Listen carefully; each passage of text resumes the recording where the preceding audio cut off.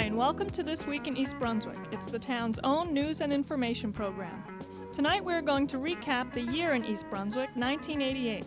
We'll look at what were some of the big stories in town this year, and we'll review Channel 8's regular coverage of events in and around town. Also tonight, a look at last week's holiday party at the Senior Center. School's Information Officer Amy Fisher will talk with Board of Education President Dr. David Seiden about the appointment of a new superintendent of schools. All this and more tonight on This Week in East Brunswick. But first, here's a look at what's happening next week on Channel 8. Monday at noon, catch the live cablecast of the Township Council reorganization meeting, including the inauguration of our new mayor and councilmen. Tuesday at 7 p.m., Psychology in Action examines ways to help you help yourself. At 7:30, watch Paul Hansen's annual tax review on You and Your Money with guest Ron Bass. At 8 p.m., John Runyon's Business Bylines offers a real estate update with J.P. Okun and Charlotte Cohen. Wednesday afternoon at 2:30, watch Look Great, Feel Great with Lenore Kulick. At 3 p.m., we bring you stories from the library. At 7:30, Spotlight on Education focuses on high school sports training. At 8 p.m., Stuart Davis looks at parents and children in divorced families on 18. This Week in East Brunswick returns Thursday at 7 and 8 p.m. Let's Talk Health at 7:30 looks at ways to stop smoking. Check the Channel 8 program guide for recasts of the week's shows. 1988, a year of significant changes in East Brunswick. In January, William F. Fox announced he would not run again for mayor of East Brunswick, an office he has held for the past 13 years. At a press conference in the municipal building, Fox said he had a deep love and concern for the township and the people in it, but that he wanted to devote his energies and attentions to other things in 1989. 13 years is a long time to maintain the level of commitment and integrity he thinks is necessary to do a good job, he said. In November, Mayor Fox talked about his 13 years of public service and the changes East Brunswick has seen, particularly in economic growth and development. It was a 2-hour retrospective taped at Channel 8 with Home News editor Dick Hughes and was cablecast throughout November and December. A Republican has not held the office of mayor since 1972, a fact which made the Grand Old Party's sweep of mayor's office and council seats in November perhaps twice as sweet. 38-year-old first-term councilman Jack Sinagra carried 33 of East Brunswick's 37 voting districts. He received about 3,000 more votes than his Democratic opponent, Joseph Chagnon. Sinagra, a resident of Valley Forge Drive, expressed specific concerns with the municipal budget during his campaign. He also complained of overdevelopment, especially commercialization in the center of town. Sinagra says he will work hard for East Brunswick. After his election, he told the Sentinel newspaper that East Brunswick voters wanted responsible change, and he represented such an opportunity. Voters were informed of campaign issues and candidates' views in part by Channel 8's live cablecast of the mayoral and council candidates' debates in October. By now, you've noticed signs put up by the Department of Public Safety indicating drug-free school zones. The zones are a result of Governor Kane's campaign for a drug-free New Jersey and the state legislature's Comprehensive Drug Reform Act. In March, we taped an information session with Lieutenant Detective Ronald Short. He told us the zones extend 1,000 feet from the outermost property lines of East Brunswick's 11 schools. Legislators hope to keep New Jersey schools drug-free by imposing stiffer fines and mandatory imprisonment on those convicted of selling, distributing, or possessing the illicit substances near schools. The recycling center at the East Brunswick Park and Ride was closed this year, and the facility on Dunham's Corner Road near the community beach was enlarged. Major storage bins were constructed to contain the weekly collection. East Brunswick recycles glass bottles, aluminum, and newspapers in an effort to reduce 25% of the waste generated in town. State legislation aimed specifically at the Edgeboro landfill, and the amount of its intake from New Jersey communities is intended to keep the landfill a viable waste site while planning a garbage incinerator.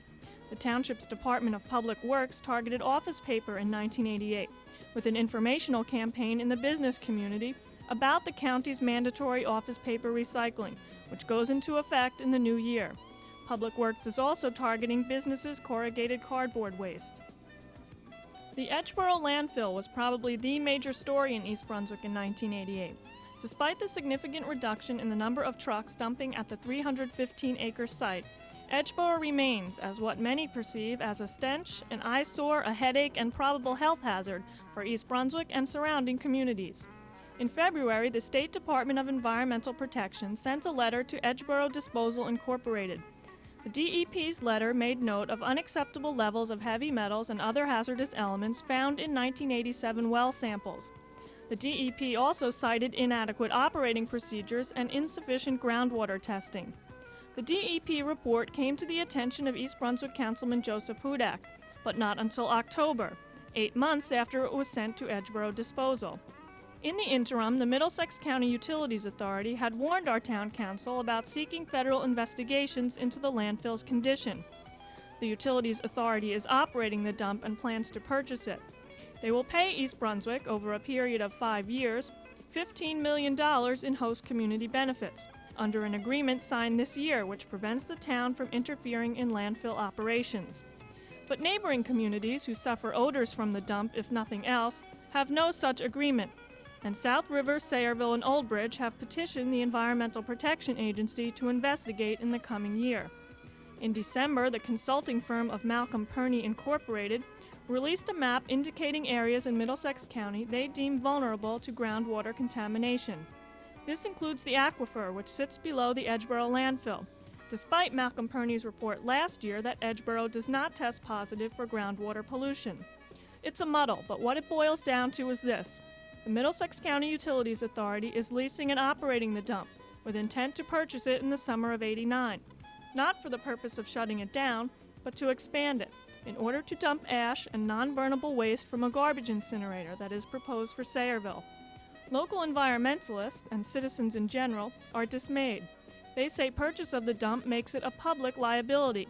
Furthermore, they say the landfill is polluting the Farrington Sands aquifer, and that contamination test results have been falsified. Utilities Authority Director Fred Kurtz told the Sentinel that the landfill is a non-issue to East Brunswick residents. But many people here and throughout Middlesex County think the landfill is a time bomb and hope it will be diffused in the new year. Mayor Fox has called it a municipal government success story. It's the Nielsen Parking Plaza, which was dedicated on September 14th. East Brunswick's commuter parking facility has 1,072 spaces and a covered bus depot. It was built without spending local property tax dollars, and its parking activity is supported by parking fees and other income. Township officials boast of parking fees lower than any in similar facilities and an employment policy that prefers senior citizens.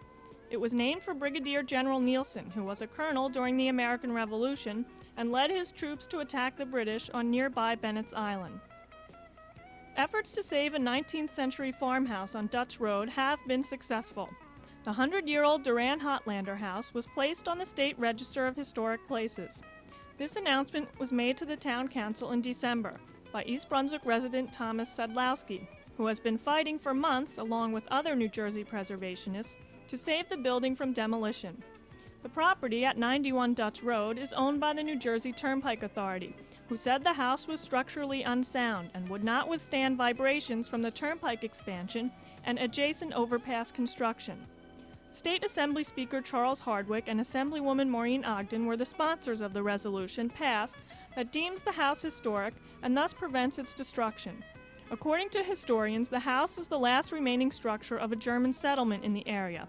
It was built during the Civil War and at the time was itself a replica of homes being built in Europe 50 years earlier. This year in May, the East Brunswick Independent Fire Company marked its 50th anniversary with a parade on Old Bridge Turnpike. The parade featured marching bands and fire companies and equipment from all over the state, and a float made by the families of East Brunswick's firefighters. Warnsdorfer School was 20 years old in 1988.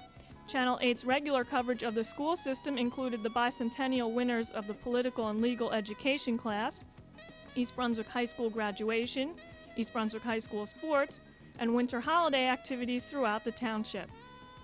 The Senior Center celebrated its 4th birthday and Channel 8 was there. The video crew covered Senior Center activities all year, like Hawaiian dancing, line dancing, the Senior Cookout in June, and the local pool tournament award won by the East Brunswick team. What else were our cameras focused on in 1988? The Division of Parks and Recreation, the 4th of July celebration, the Middlesex County Fair, the Village Fair in the Historic District, the 11th annual 10-kilometer run.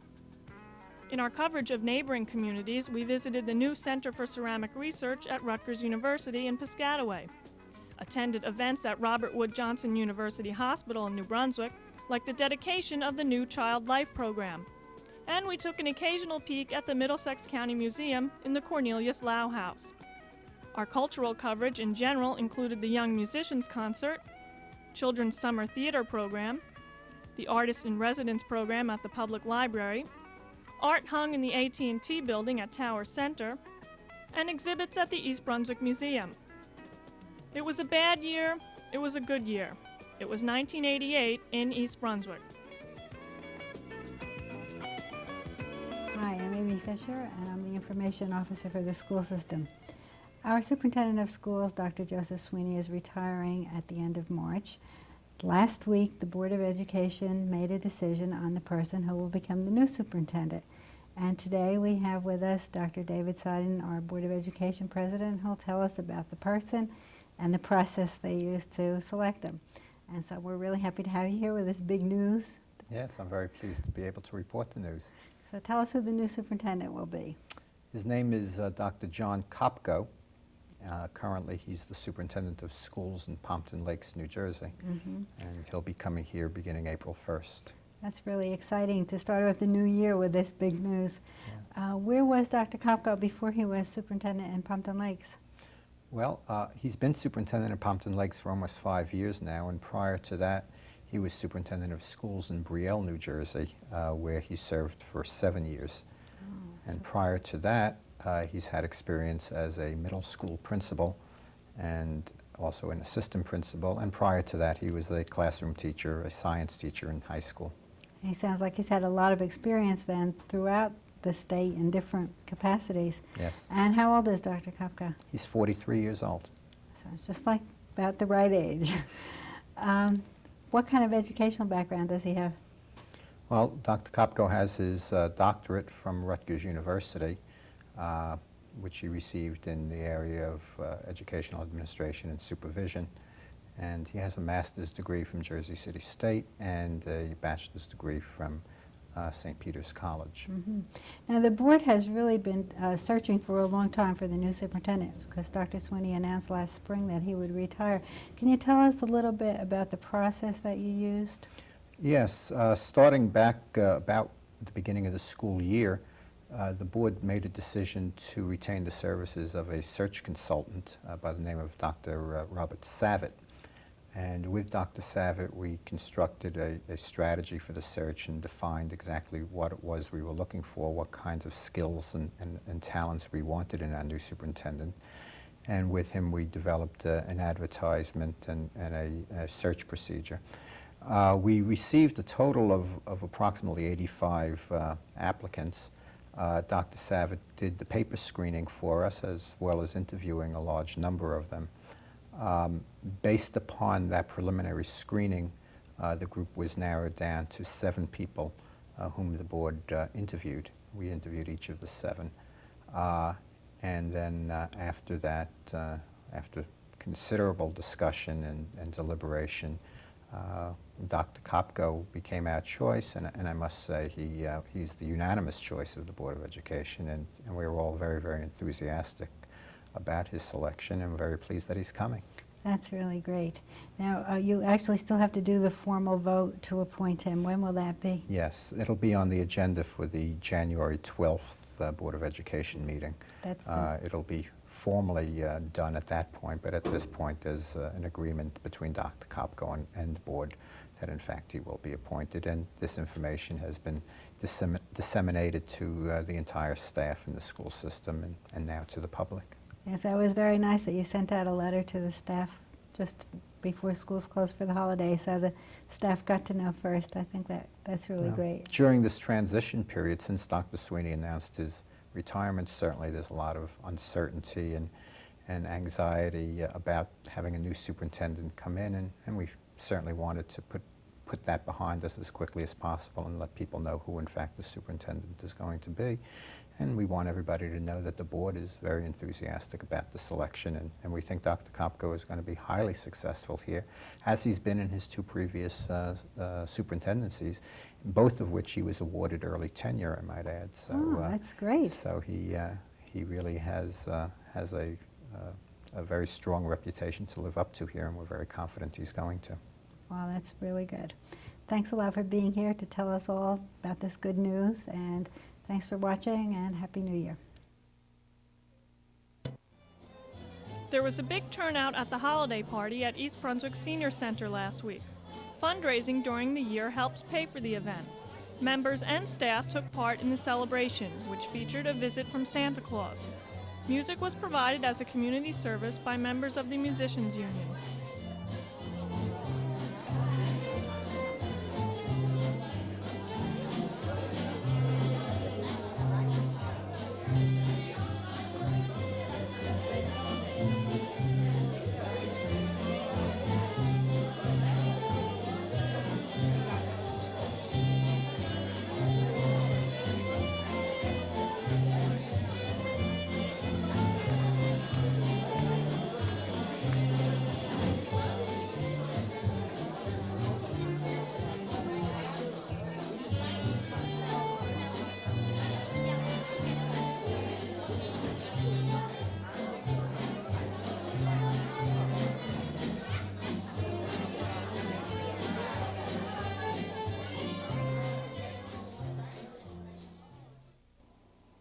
Hello, and welcome to Consumer Aware. I'm Adrienne Eisner, Director of the East Brunswick Consumer Affairs Office. The Food and Drug Administration is cautioning consumers about the indiscriminate use of the prescription acne drug Retin A for wrinkles, as well as about purchasing watered-down, illegal versions and imitations. The FDA has also announced a nationwide crackdown on unlicensed manufacturers who have begun to advertise and distribute bogus Retin A drugs. The problem is threefold. First, Retin A itself has not undergone proper long-term testing for use as a wrinkle cream, and the present formulation is known to cause some adverse local effects such as severe swelling and peeling. Second, a few dermatologists, pharmacists, and unlicensed manufacturers are compounding, promoting, and selling products represented to be Retin A, but which may contain different amounts of the active ingredient than what has been approved for Retin A. Third, some products are clearly put out to simply look like or have names similar to Retin A, but contain none of the active ingredients. These are generally sold as cosmetics and can be very expensive. Retin A is manufactured by Ortho Pharmaceutical Corporation of Raritan, New Jersey, and is approved for use in treating acne. For this use, it is generally applied to small areas of the skin for limited periods of time. In the past few months, the drug has received nationwide attention because of a research article suggesting that it may reduce or reverse wrinkling due to aging and sun damage.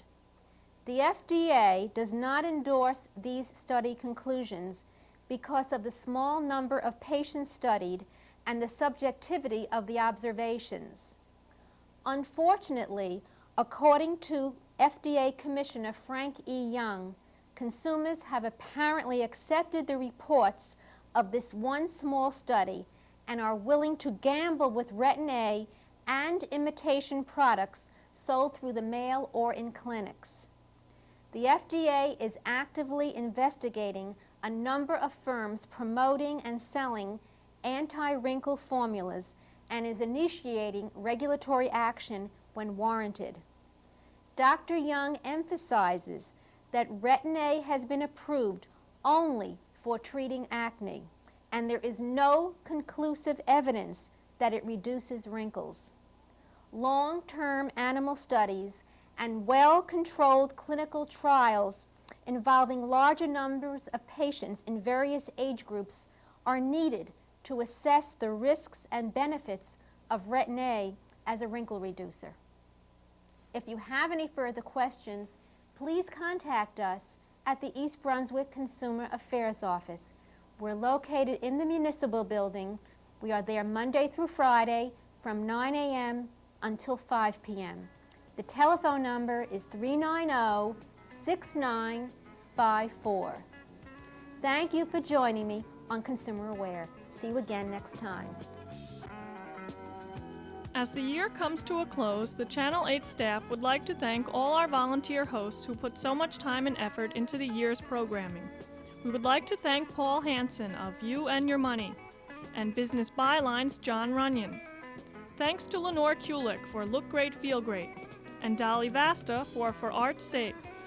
We're grateful to Amy Fisher and School Superintendent Joseph Sweeney for all their work on Spotlight on Education, and Stuart Davis for 18, Growing Up in East Brunswick. Thanks also to Ken Shalhoub, Let's Talk Health, Sandra Landman, EB People, and all the librarians from the Children's Department who brought us stories from the library. And we extend our appreciation to the host of Sports Talk, John Meggiolaro, and high school sports commentators Jimmy Ollander and Phil Hill. Special thanks to Mayor Fox for his show About East Brunswick. That's all for now. Thanks for watching. We look forward to seeing you in the new year. Let's hope it's happy.